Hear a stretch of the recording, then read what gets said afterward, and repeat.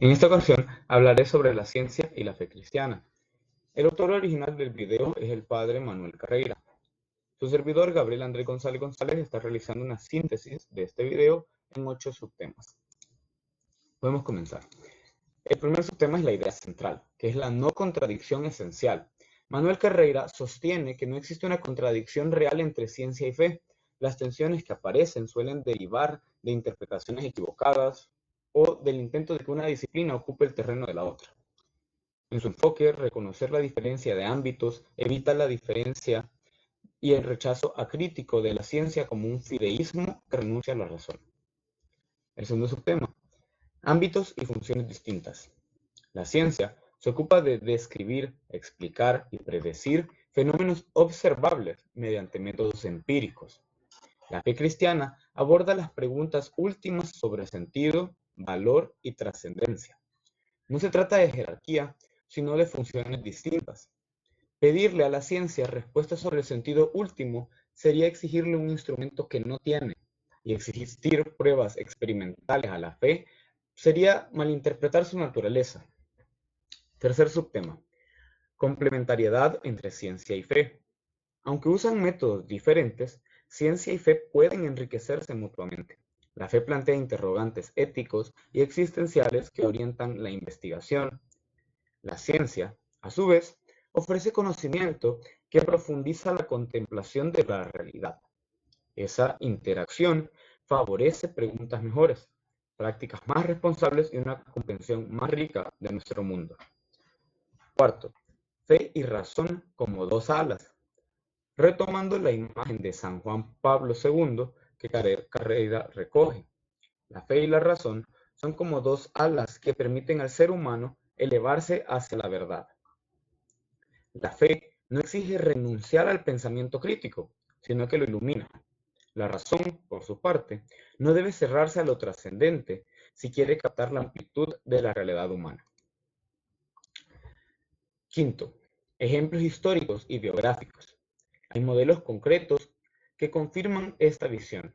Georges Lemaitre, sacerdote y científico, propuso la teoría del universo en expansión. Manuel Carreira, sacerdote y astrofísico, vivió la unión entre investigación y fe. Estas biografías muestran que la vocación científica y la vida religiosa pueden integrarse en una misma búsqueda de la verdad. Sexto, límites de la ciencia. La ciencia es poderosa para lo observable y medible, pero no responde a lo eterno ni a lo último del sentido de la vida. Cuando se eleva a única fuente de verdad, el cientificismo, se comete una sobreextensión. Reconocer los límites de la ciencia no la disminuye. Por el contrario, abre espacio legítimo a la reflexión filosófica y teológica. 7. Racionalidad de la fe y papel de la teología. La fe cristiana, lejos de ser mera superstición, puede dialogar con la razón. La teología articula la revelación con la filosofía y puede integrar resultados científicos con una visión coherente. Creer desde esta perspectiva implica enriquecer la comprensión racional, no reemplazarla. Llamado al diálogo y formación es nuestro octavo tema. Carreira propone una actitud práctica, cultivar diálogo y formación interdisciplinaria, formar creyentes con cultura científica y científicos con sensibilidad espiritual posibilita la colaboración ética y una visión más completa de el ser humano. De este modo, ciencia y fe avanzan juntas hacia una verdad más integral. Hablar un poco sobre el contexto histórico que se vivía en Europa en el siglo XIX. Søren Kierkegaard surge en una época caracterizada por intensos cambios sociales, culturales, filosóficos y religiosos, que marcaron el rumbo del pensamiento occidental.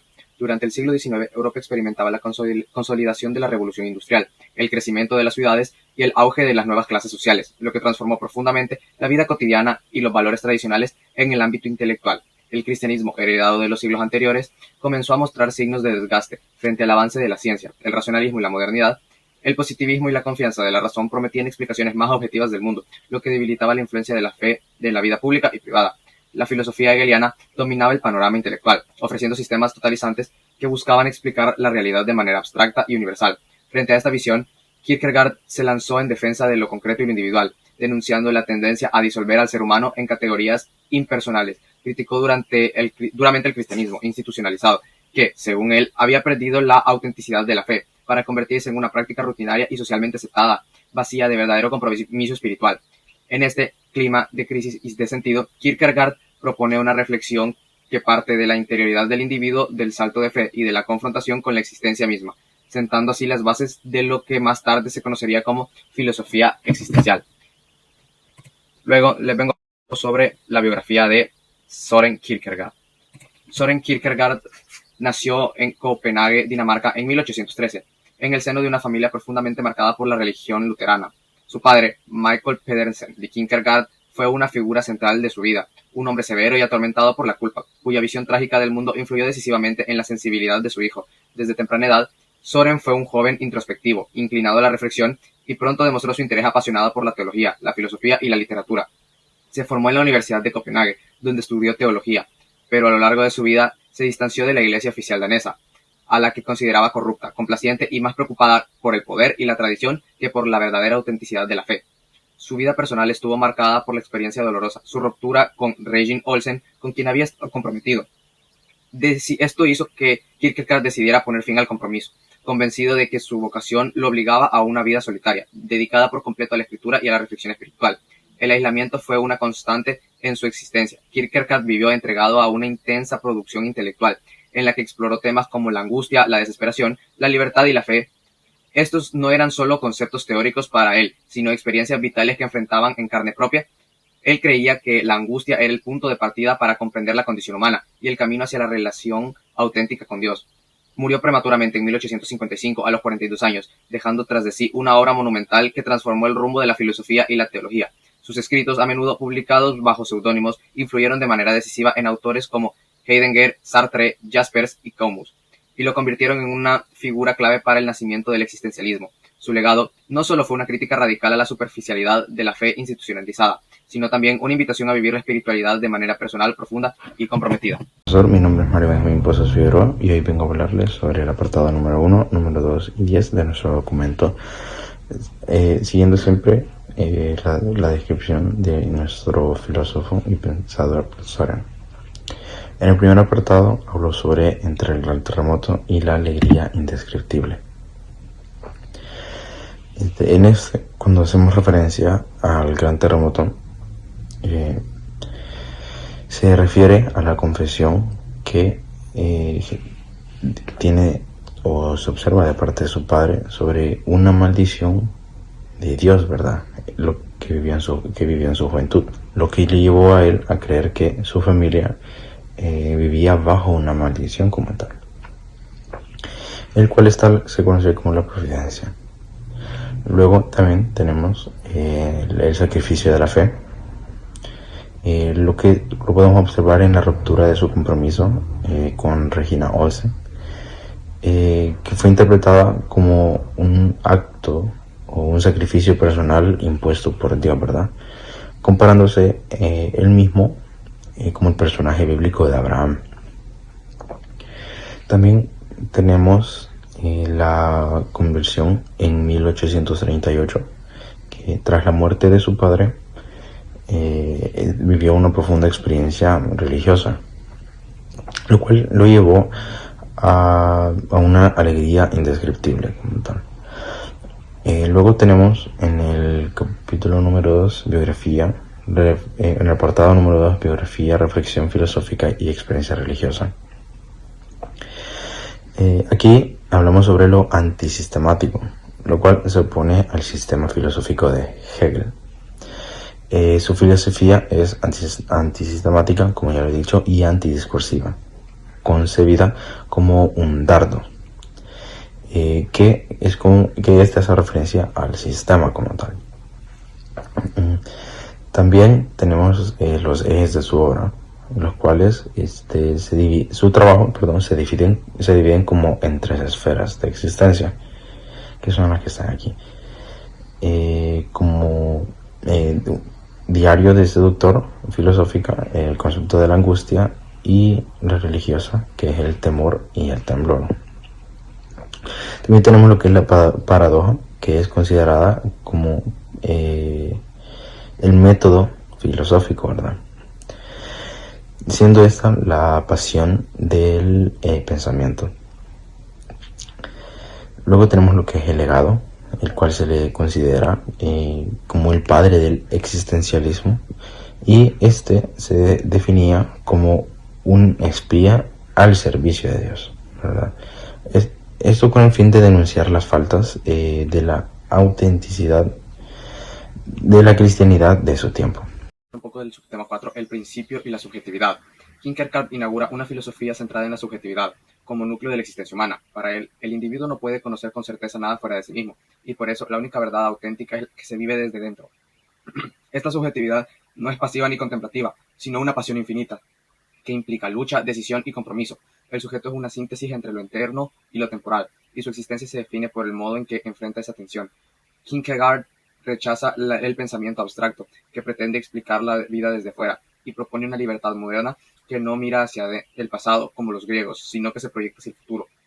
En este marco, el sujeto moderno no está sometido al destino como el trágico antiguo, sino que asume su responsabilidad, elige y transforma su realidad. La subjetividad es entonces el punto de partida de toda verdad y sentido. Luego, voy a hablar del subtema 5, verdad, no verdad y saber. La noción de verdad en Kierkegaard rompe con la tradición racionalista y objetiva, inspirada en Sócrates. Sostiene que el maestro no transmite verdades acabadas, sino que despierta en el discípulo la conciencia de su propia ignorancia y lo impulsa a buscar la verdad. No es un objeto que se posee, sino un camino que se recorre desde la no verdad, desde la duda, el riesgo y la fe. Esta búsqueda no se basa en la certidumbre, sino en la creencia apasionada, porque la certidumbre elimina el peligro y la tensión que se hace que la verdad sea significativa. Para Kierkegaard, la verdad exige una decisión libre, un salto existencial que compromete al sujeto en su totalidad. No basta con saber, hay que vivir la verdad, asumirla como parte de la propia existencia. Así, el saber se convierte en una experiencia, y la verdad en autenticidad. Por último, les vengo a hablar del subtema 6, lo histórico y lo eterno. Kierkegaard reflexiona sobre la paradoja entre lo histórico, lo que ocurre en el tiempo, y lo eterno, lo que trasciende del tiempo, y lo encuentra en el instante. La clave para unir ambos planos, el instante es breve, fugaz, pero puede contener una decisión que transforma la vida y abre la puerta a lo eterno. Es el momento en que el sujeto descubre la verdad, no por acumulación de datos, sino por una vivencia radical. Este instante tiene 3 dimensiones fundamentales. Primero, es el punto de revelación, donde el individuo accede a la verdad. Segundo, requiere la figura del maestro como mediador, que posibilita esa revelación. Y tercero, implica una fricción entre la subjetividad comprometida y las instituciones que pretenden imponer verdades externas o corrompidas. El instante no se explica ni se repite, se vive, se asume y marca un antes y un después. Es el cruce entre lo temporal y lo eterno, donde la historia se convierte en destino personal. Bueno, continuando con la explicación, me gustaría tocar el apartado del cristianismo y la cristiandad. Kierkegaard nos dice que el cristianismo verdadero no es algo tranquilo ni cómodo. Él nos menciona que con el tiempo la fe se volvió muy racional y vacía dentro de la llamada cristiandad oficial. En cambio, el cristianismo auténtico es una experiencia viva, llena de lucha y de riesgo, donde la fe no está para dar consuelo fácil, sino para confrontarnos y mantenernos firmes como una barca que resiste en medio de la tormenta.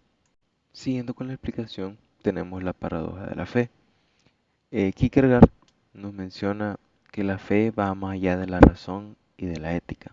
Un ejemplo claro es cuando Dios le pide a Abraham que sacrifique a su hijo. Moralmente, esto parece absurdo e incluso cruel. Sin embargo, para Kierkegaard, en ese salto hacia lo desconocido es confiar en Dios. Aun cuando nada parece tener sentido, es donde se demuestra la verdadera fe. Consiguiente tenemos a Abraham en el monte Moria, paradigma de la fe. También aquí Kierkegaard llamaba a Abraham el caballero de la fe, porque su vida entera fue una prueba. Primero, creyó en la promesa de tener hijos cuando ya era anciano, y parecía imposible. Y luego aceptó entregar a Isaac cuando Dios se lo pidió.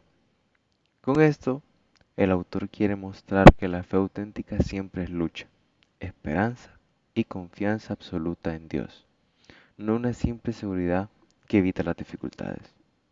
Entre 1804 y 1872 sobre la religión. La tesis central es el descubrimiento de Dios como la propia esencia del ser humano, por así decirlo. También vemos la proyección de Dios de la esencia humana, siendo Dios no es más que la proyección en el cielo de la esencia del ser humano, ¿verdad? También vemos que la teología se convierte en antropología. Y el objetivo de la religión, es el mismo ser humano, en la especie humana, pero está considerada como un otro. Y el ser humano se empobrece. Esto es lo que se conoce como la enajenación, ¿verdad? También vemos como el ser humano se distancia del mismo proyecto de Dios, el cual está proyectado en sus cualidades, ¿verdad? En la sabiduría, el amor, la santidad, y un ser externo, ¿verdad? Que es el ser externo es Dios. También vemos la crítica del amor teológico, siendo el amor de Dios, ¿verdad? En esta ocasión les voy a hablar sobre los apartados 11 y 12 acerca de Søren Kierkegaard. En el caso del apartado 11, es titulado como Dios como siervo y engendrador de los límites de la razón. En este caso, Kierkegaard explica que la razón humana tiene límites y no puede demostrar la existencia de Dios, pues él pertenece a lo desconocido. Para Kierkegaard, Dios se presenta como siervo y engendrador. Su amor hacia la humanidad es comparado como el de un rey hacia una joven humilde. Aunque tenga poder y gloria, desciende hasta ella para poder ser su igual. De la misma manera, Dios se hace servidor de todos, tomando una forma real y no ficticia, porque su deseo de acercarse al ser humano es verdadero y profundo. Además, su amor es engendrador porque hace renacer al discípulo, le da la condición para conocer la verdad y alcanzar la fe, algo que solo la razón no puede lograr. El apartado 12 es el primer maestro de la sospecha. Kierkegaard es considerado por algunos como el primer maestro de la sospecha, porque critica las seguridades de la razón moderna y muestra que ésta tiene un límite cuando enfrenta lo desconocido, que es Dios, aunque denuncia los excesos del racionalismo y las teologías que intentan explicarlo todo. Propone recuperar la experiencia religiosa desde la interioridad y subjetividad. Sin embargo, algunos críticos señalan que al rechazar tanto la razón, Kierkegaard corre el riesgo de aislar la fe en una experiencia demasiado individual, dejando de lado la posibilidad que la reflexión racional también pueda ayudar a comprenderla mejor. Para finalizar, como grupo, la conclusión general a la que llegamos es que la crisis moderna se extiende a partir de la tensión irreductible entre el ámbito de la fe y de la razón. Para el pensador Kierkegaard, la fe no puede ser una idea fría, sino una decisión totalmente personal y misteriosa, por lo que no encaja en la lógica o en los grandes sistemas filosóficos como el de Hegel. Su gran aporte fue exhibir una fe auténtica y arriesgada, en lugar de la simple costumbre religiosa. Por otro lado, la relación entre la fe y la ciencia debe verse como algo complementario, no como un conflicto, tal como lo explica el padre Carreira. Así, la ciencia se dedica a explicar el cómo funciona el mundo, a través de experimentos, mientras que la fe se concentra en el por qué, es decir, en el propósito, la moral y el destino del ser humano. Temas que están fuera de cualquier laboratorio. De esta manera, la crisis se resuelve al aceptar que ambas áreas son igualmente válidas. Quizás la idea de Kierkegaard sea esencial, porque nos recuerda que a pesar de la ciencia, a pesar de que la ciencia no da todas las explicaciones, la elección de creer nunca será un acto puramente racional, sino una postura personal que evita que el individuo se pierda únicamente en la objetividad.